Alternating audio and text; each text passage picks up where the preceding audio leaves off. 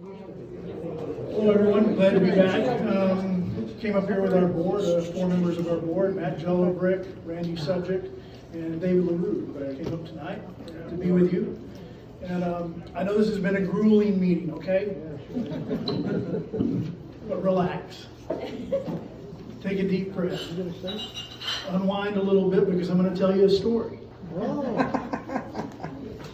The year was 1215. Oh, wait a minute. Medieval times. Yes. Okay? Okay. And there was a lake in this story. And some noblemen took King John by sword on a boat out on this lake. And they held him at sword point. And they made him sign the Magna Carta. Magna Carta, yeah, I was going to say Magna Carta, yeah. Now, all of our laws, all of our system of government borrow from the Magna Carta. Do you know the first thing, the very first tenet of the Magna Carta? I'll tell you. The very first tenet of the Magna Carta was religious liberty. Yeah. And one other thing, fair elections.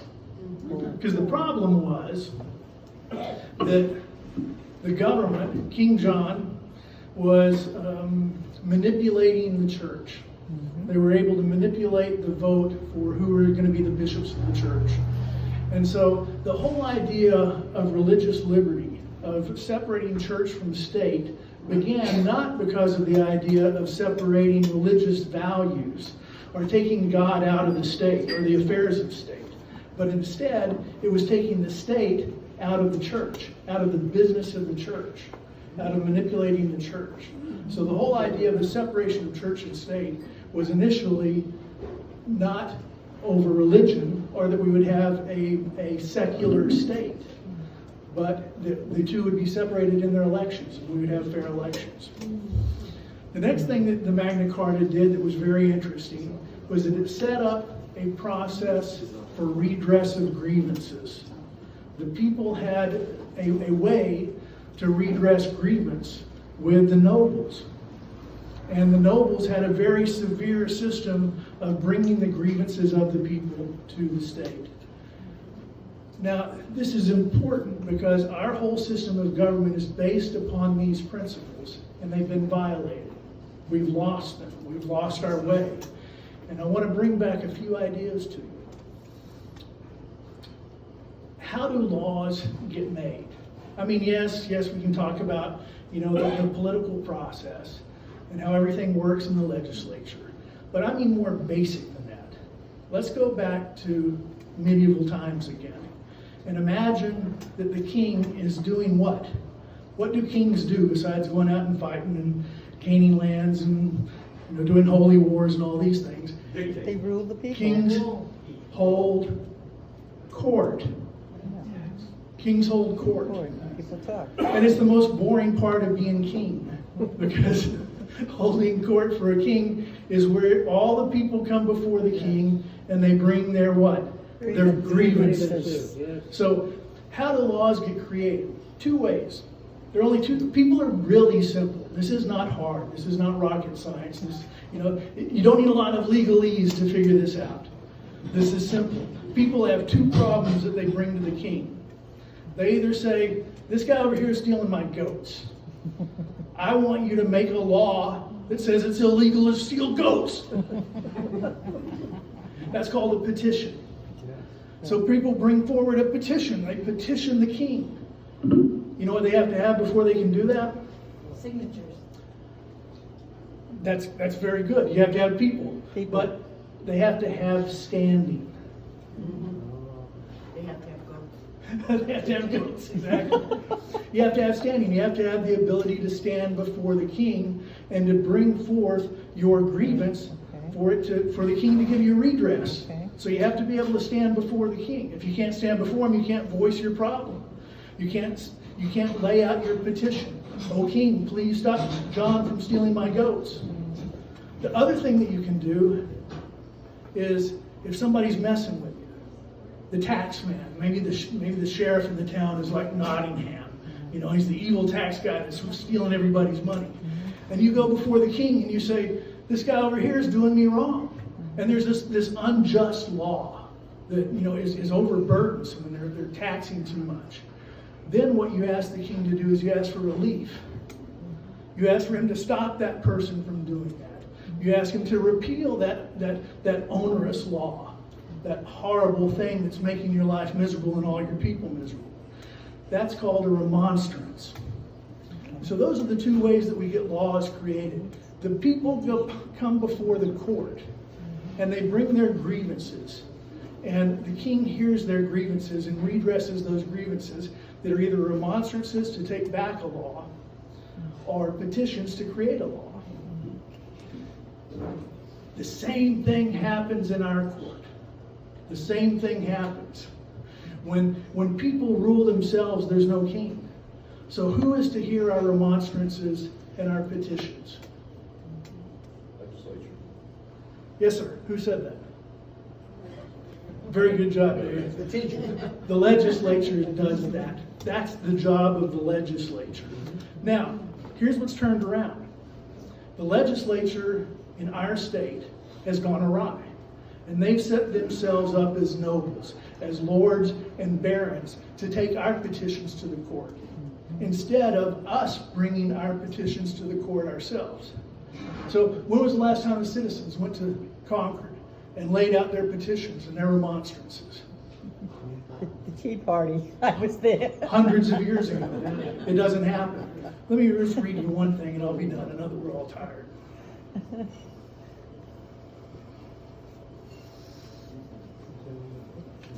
This is our Constitution. This is our compact. This is the only compact between the citizenry and our government. Forget RSA, forget all the laws that are created. This is the only thing that we've agreed to. If something violates what's in here, it has no effect. I'm going to start at Article 29 because there's a progression to this. Suspension of laws by legislature only. The power of suspending laws, the execution of them, ought never to be exercised but by the legislature or by authority derived therefrom, to be exercised in such particular cases only as the legislature shall expressly provide for. So only the legislature can remove laws. The governor, for instance, can't just say he doesn't like a law and repeal it. So the legislature has to do this. Freedom of speech. The freedom of deliberation, speech, and debate in either house of the legislature is so essential to the rights of the people that it cannot be the foundation of any action, complaint, or prosecution in any other court or other place. In other words, if you go before the court, this isn't talking about legislators speaking freely. This is talking about you speaking freely. If you go before the court and you tell your legislators that they've messed up, they violated your rights, they have to repeal this law, they can't bring a case against you for telling the truth. So our right of speech, our freedom of speech, is in the legislature.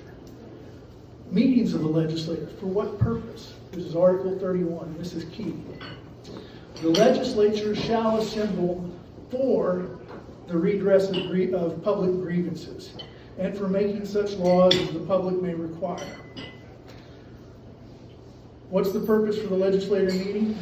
Not so they can do their own business, but so they can hear our business. They can hear our complaints and deal with and redress our grievances. Right of assembly, instruction, and petition. The people have a right in orderly and peaceful manner to assemble and consult upon the common good, give instructions to their representatives, and to request of the legislative body by way of petition and remonstrance, redress of wrongs done to them and to the grievances they suffer. That is not happening in New Hampshire. If it was happening in New Hampshire, we probably would have been out of this lockdown months ago. It's been denied to us, and in fact, the Speaker of the House has buried it. There's a court case going on right now, and both the head of the House and the head of the Senate have lawyered up to double down to keep remonstrances from being heard. There are 4 of them that have been filed, and they've been refused to be heard in our own legislature. Now, I'm going to read you one last thing. I got the Supreme Court. This is who we are. We are the constitutional Republicans. We don't bow the knee to party.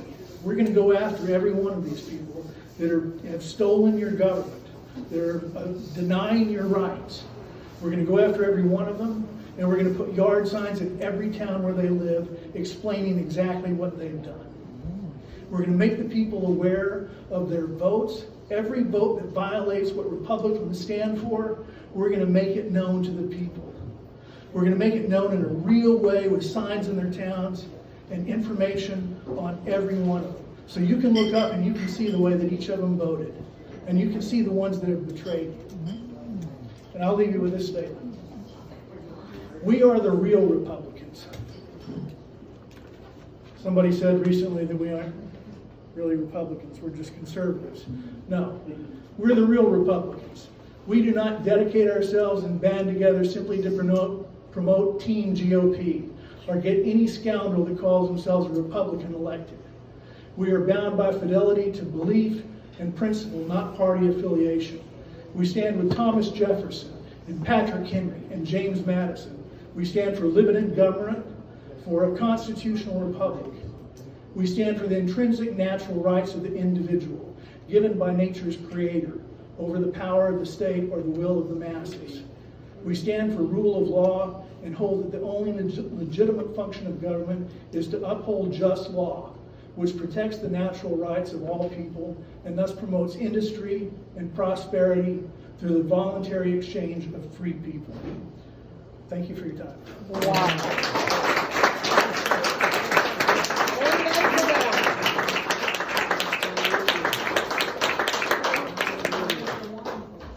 I have cards. Yay.